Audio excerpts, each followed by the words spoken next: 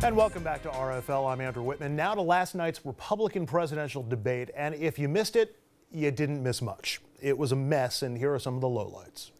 This little guy has lied so much about my record. There we go. The person.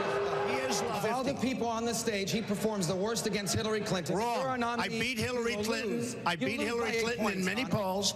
I beat Hillary Clinton in many polls. If you're our nominee, excuse me, I think I'm talking. Hold on. Oh, excuse me. I beat Hillary Clinton in many polls. Hold on. You see what happens again when you challenge him on a policy issue? You asked him about the economy, and the first thing he does is launch an attack about some little guy thing, because he doesn't have answers. And he's asking us to make him the president of the United States of America.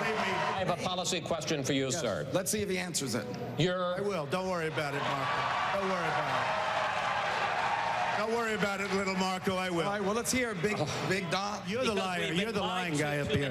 You're the one. You're the one. Release the You're tape. the one. Now, let me Why just are tell you. what Let me are you just tell hiding you. in the Excuse tape? me. I've given my answer, Lion Ted. I've given my answer. What All are right, you let's leave hiding it at that. I think the American people understand that yelling and cursing at people doesn't make you a tough guy. Is this the debate you want playing out in the general election? No, it's really not, Ted. It's really not. Here to walk me back off the ledge, politically speaking, Dominic Carter, political journalist and author, and Scott Vanderhoff, former 5-term Republican Rockland County executive, who I'm sure has been through debates just like that one last night before, if you're going to run for office. So I was checking, I flipped around last night after the debate. I went online. Only Reince Priebus, who kind of has to say nice things about Republican debates, said anything positive. Other people I heard called it a dumpster fire, a hot mess. Rick Perry's former aide called it the GOP committing suicide on national TV. I'm going with it, the worst debate in American presidential history. You agree? I agree. I think it's a total embarrassment, except for Kasich, who honestly tried to avoid that. And when they did try to engage him, he said, "I'm not going to do that. I'm going to stick to the policies." But then when I thought he got a pitch, I thought he swung and missed on the pitch every time. Like he was starting to answer, and then he would say, I meet people at town halls all the time with the hands flailing, and I'm just like, you had your moment and you let it go. Yeah, I mean, I think because he gets so few times to get in there, no one ever mentions him, so he can't possibly respond. To answer your question, though, I think it's a total embarrassment. I think it's been driven. I'm not sure I agree with everything Richard said with respect to how it came to be, although I must say reality TV is certainly part of this equation. But I was embarrassed. And quite frankly, as a Republican, or maybe an ex-Republican at this stage, I wanted to turn the television off, and yet I had to watch, and it's one of those really difficult things to do. And my real concern is think of the foreign leaders who are watching this, trying to figure out who's going to be president and how does a whole country react to one of these guys up there. It's quite bothering. I can't believe it. Think of the children, like the kids who were watching the Republican debate last night, thinking like, "Oh, I'm learning about civics," and it's Dom. Well, Mr. Whitman, the county executive said that he wanted to turn the television off or turn away from it. I actually turned it off. Really? As a political reporter whose job is to watch this and analyze it, I couldn't take it anymore. Donald Trump making jokes about his manhood, validating his manhood, that in that department, I forgot what his exact terminology was, but something to the effect of, I don't have small hands, and believe me, in the other department. You can stop right there. Okay, I can stop right there. So I couldn't believe what I was actually looking at. But here's where the other candidates are making a huge mistake. You're going to Trump's level. You're reducing this to exactly where he wants it. He doesn't want to talk policy, and he doesn't want to talk policy because why would he? He doesn't have to. He's the front runner. Mitt Romney's right to the degree that he's been able, Andrew, to fool the American people. So what's wrong with these debates? Is it the candidates? Is it the moderators? Is it the network? Are they looking for all this stuff? Is it voters who have given voice to all of this and encouraged this? Because, I mean, not only did you have what Trump referenced last night, but nobody was able to stand up to him. You had everybody shouting over each other. Nobody was being accountable on the issues.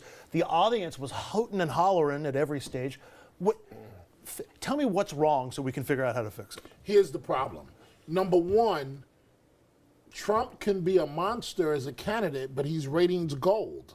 And so people like me are going to talk nonsense and go, how dare you? And you're insulting the American people. But you better believe, and myself included, we're going to put him on television each and every time, because when he's on television, the ratings go from nothing to through the roof. So it's not the moderator's fault. Here's some free advice for Rubio and for Ted Cruz. This is the way I would handle this. Now, maybe it's not the right way. When Trump starts with his nonsense, I would stop dead on and say, I'm not going to say another word until Mr. Trump gives policy. And I mean it. I wouldn't say anything. Rubio tried to do that last night, and we saw a little bit of that exchange. And all Trump did was attack Rubio and start insulting him. I mean, and Megyn Kelly tried to hold him accountable too. Well, she can't do it because she's already damaged goods. What I'm saying to you in terms of what Trump threw at her, and that's disgusting, the allegation that he threw at her as a woman. Yeah. Think about it. Oh, she's asking me tough questions because basically it's that time of the month. You don't have to go there. Okay, sorry. But I think, to answer your other question, it's Donald Trump. I mean, he drags everybody into the gutter because that's what makes it work. His points on how to be successful, his book, says go after him, fight hard. He doesn't know any other way. He doesn't have, I think, the sensibility to be a straight shooter and actually deal with policy. And his policies last night, for the first time he admitted, I change these policies. He's not a conservative, he's a populist. He does whatever he thinks the people are going to respond to. And to your point, Andrew, Rubio in the first part of that debate did not attack. He did policy stuff, and I thought he was quite articulate. It wasn't until in response, Trump said, well, I called him a lightweight. Remember that? I called him a lightweight. I take it back. And then all of a sudden, it blew up again.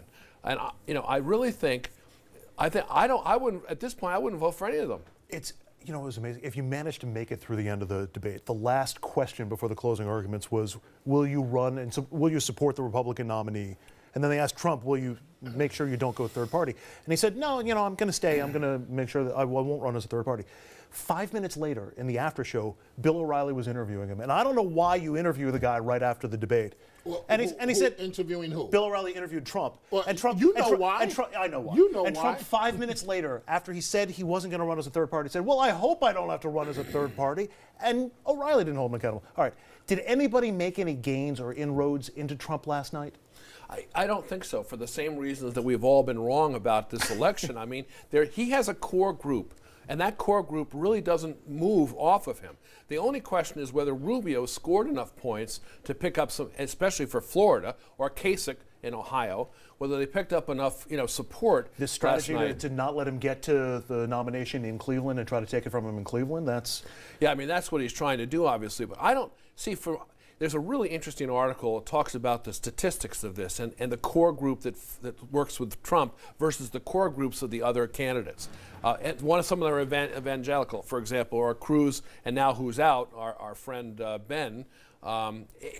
So there are these groups that are pulling away that makes Trump stronger in these state wins, these primaries, that doesn't necessarily equate to people who like him or who will vote for him in a general election. So there's a lot of kind of a haze over the real process, even of these state primaries, in terms of who is actually supporting these four candidates. But Andrew, I really don't understand the strategy of Rubio and Cruz. I'm serious about this. I have a minute and a half time left to answer the question. I'm not going to say another word. I defer my time to Donald Trump. Both of them would have to do it. I want to hear his policy proposals. I want him to lay it out to the American people. But you know he wouldn't give it. You know he wouldn't give it. He would just start rambling on the way he always does. But something has to give, because you're fighting the game in his disgusting playground. And frankly, Donald Trump needs to be ashamed of himself for what he's doing. I don't know if he has that card in his deck. Yeah, but you know what? I'm glad, because I preferred last night, after watching the stuff about the manhood, I preferred to watch a rerun of Law and Order. I was not going to watch it. This is a presidential debate, and he's talking about his manhood on national television. Well, just one other, what's surprising is he does this, and I'm beginning to think more and more it's all a game. It is a game. Just a game. It is a game. When he won most of the states on Super Tuesday, he appeared for the first time, I think, almost statesmanlike. He didn't attack anybody. He wasn't crude. He almost sounded statesmanlike. So maybe that's the real Trump. Maybe this guy that drags everybody in the mud is his way of defending himself. But that's part of the problem. And I was, look, it's not funny anymore. I mean, Trump was entertaining for the first part of But this. it's and effective. It is effective. It's effective. But it's not funny anymore precisely because we have no idea what he would do as president. We have no idea what policies Andrew, he would but take. I want you to think about this. Mitt Romney throws a broadside at Trump's direction that would have taken out and destroyed any other candidate. What does Donald do? One-upsmanship.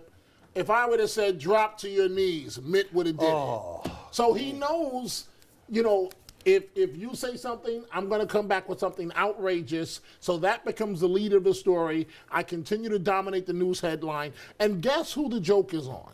The American people. Well, and that was Mitt Romney's point. I mean, that really was his point. The unfortunate thing about it is Mitt Romney is a loser. And he's a loser who represents the establishment. And so he's not going to convince people who are for Trump for anything.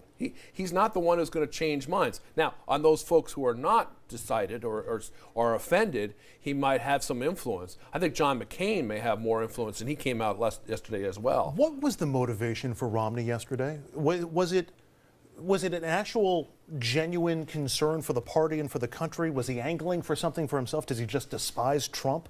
What do you think Romney did that for? You know, I don't know. I don't think he wants to run for president again. I don't think. You don't think he's looking to be drafted at the convention? He says no, but I don't think he could do it. I don't think he would. He may have, and there is a real sense of this, that he's really fed up with the bully, okay? Remember in the old schoolyards there was always that one bully, and after a while he just got fed up.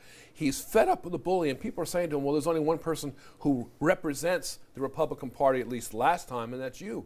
And I think Romney has that sense, whether it's properly stated or not properly understood. I think he has a sense that he was the only one who could come out and actually say what he thought about. But he knew he was going to get hit once Trump pulls up and says, you and I were together, you wanted my endorsement. He got his head chopped off just like John McCain did when John McCain criticized him. What do you think Romney did it for? I think that Romney has an axe to grind against Trump and Chris Christie. What Chris Christie did to Mitt Romney, it's disgusting. Because I am telling you, embracing Obama is no. that? No.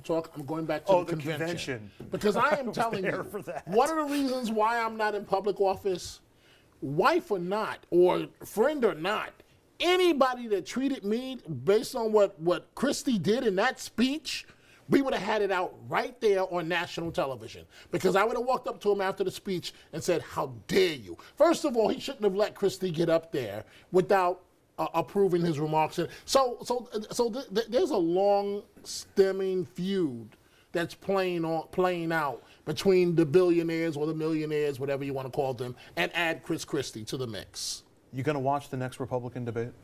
I hope to be asleep before it starts, to be quite frank. I think I've seen enough. I mean, I don't know. I think I've seen enough to make a decision for New York State as far as New York State's concerned. Of course, today there's a convention, Republican convention, where they're talking about Trump, and a number of chairmen have come out. State convention up in Buffalo. Buffalo, that's right.